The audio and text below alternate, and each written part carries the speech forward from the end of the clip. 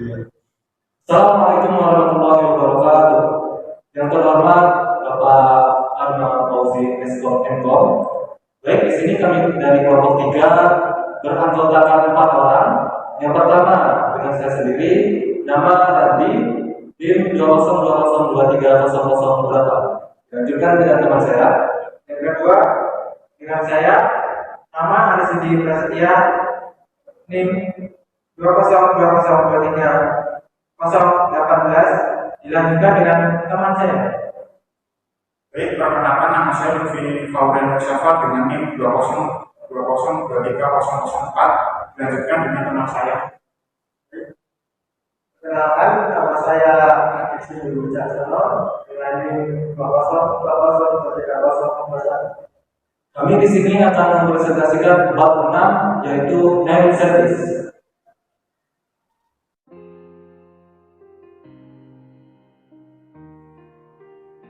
Baik, di sini saya akan mempresentasikan yang pertama, name service.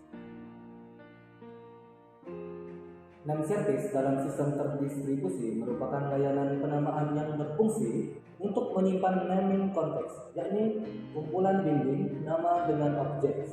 Tugasnya untuk meresolve nama. Next, pengaksesan resource pada sistem terdistribusi memerlukan 3. Yang pertama, nama resource untuk pemanggilan nama tersendiri. 2.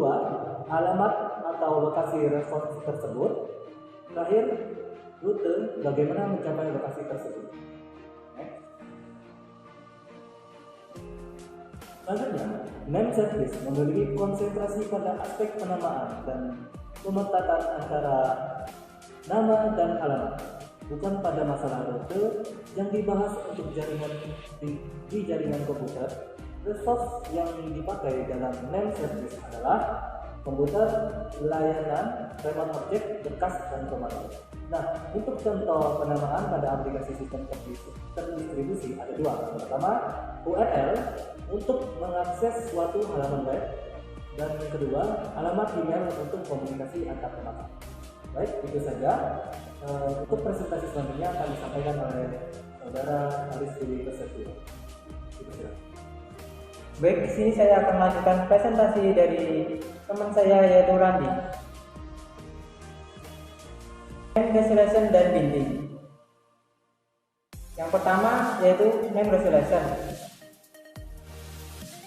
yaitu nama yang ditransisikan ke data TTG, resource atau objek tersebut. Yang kedua, binding. Binding terdiri dari 2. Yang pertama, asosiasi antara nama dan objek, dan yang kedua, biasanya nama diikat bound atau atribut dari suatu objek. Address, atribut kunci dari sebuah entitas dalam sistem terdistribusi. Jadi address itu adalah sebuah kuncinya.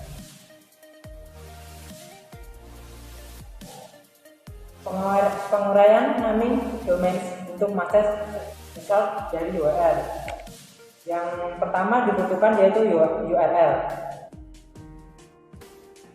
Jadi URL itu terdiri dari beberapa kategori. Yang pertama yaitu IP number atau IP number. Yang kedua yaitu port number. Di sini portnya pakai port dari Google yaitu 888. Yang ketiga portsman atau webnya. Next,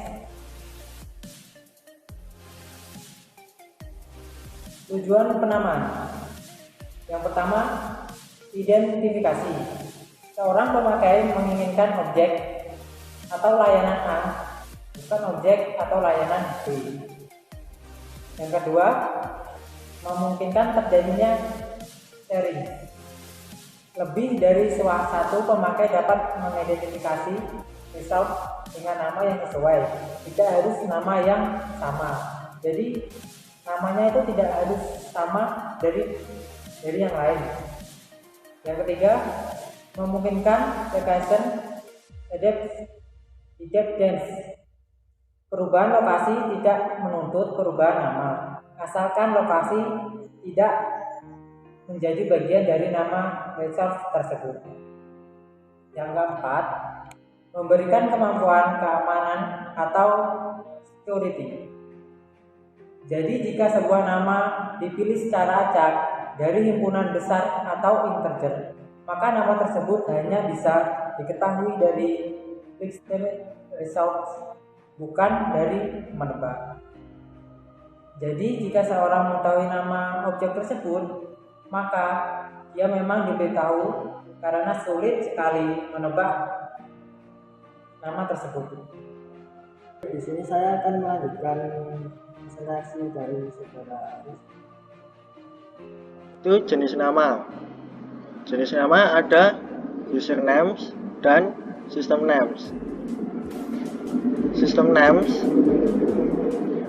yaitu terdiri dari bit string internal untuk sistem, tidak ditujukan untuk manusia, lebih compact dari usernames sehingga dapat dibandingkan lebih efisien. Selanjutnya yaitu usernames. Untuk nama ini dibuat oleh pemakai atau user, merujuk pada suatu objek atau layanan, terdiri dari string of character. Struktur nama. 1. Primitive flat names, unique identifiers bits tanpa struktur internal, hanya string of bits, digunakan untuk perbandingan dengan unit lain, tidak membawa informasi lain atau pure names. Sangat berguna dan banyak digunakan karena 1. Lokasi dan aplikasi independen sehingga tidak menjadi masalah bagi mobilitas objek. Seragam dan fixed size.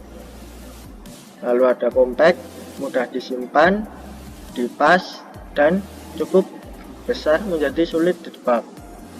Kedua, ada parsonate names. Komposisi dari beberapa nama primitif biasanya disusun secara hierarkis. Contoh, telaga.cs.ui.ac.id /cs/docs akademik sysdisnaming.ppt.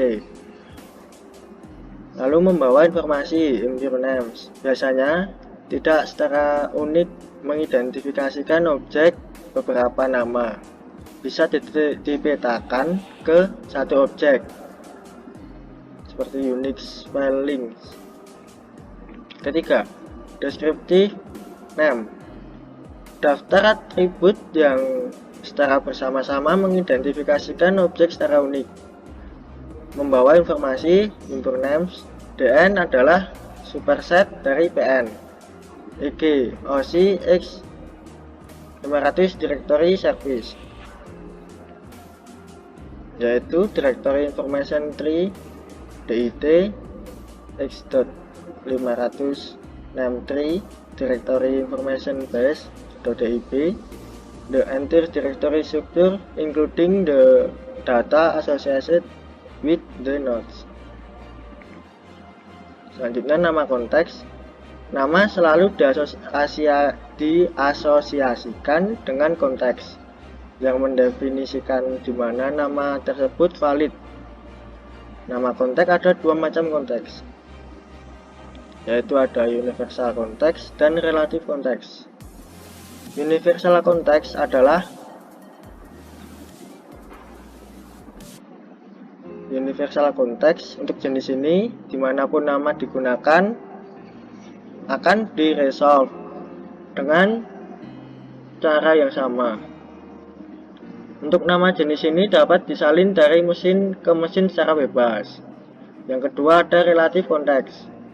Untuk jenis ini merupakan konteks dependent, di mana dapat dicontohkan A/B/C atau B/C resolvable pada konteks A, sedangkan pada node yang berbeda A/B/C dapat merujuk pada hal yang berbeda. Baik, selanjutnya akan dijelaskan oleh Mas Lutfi. Baik, di sini saya akan melanjutkan presentasi dari mengenai sasaran fasilitas penamaan. Baik, di sini saya akan melanjutkan presentasi dari Mas Sindu mengenai sasaran fasilitas penamaan. Yang pertama, efisien. Karena fasilitas penamaan merupakan dasar pada sistem terdistribusi dan digunakan secara terus-menerus. Yang kedua, terdistribusi. Renungkan jika UIJ dibangkitkan oleh sentralis generator. Contohnya bottleneck, kemudian node tempat generator tersebut mengalami kegagalan. Yang ketiga, tampak seperti global space, tidak tergantung konektivitas, topologi, dan lokasi objek. Yang keempat, mendukung pemetaan one money antara nama dan objek untuk memungkinkan multicast. Yang kelima, mendukung dynamic relocation of object jika objek atau proses potensial untuk mobile atau berpindah-pindah.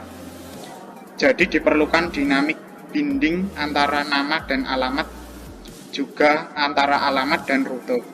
Kemudian yang terakhir, memungkinkan lokal alis sebagai pemakai dapat mengekspresikan interpretasi semantik mereka terhadap suatu objek. Tentu saja diperlukan pemetaan antara alis dan full name. Sekian presentasi pada hari ini, semoga bermanfaat. Baik, itu saja presentasi dari kami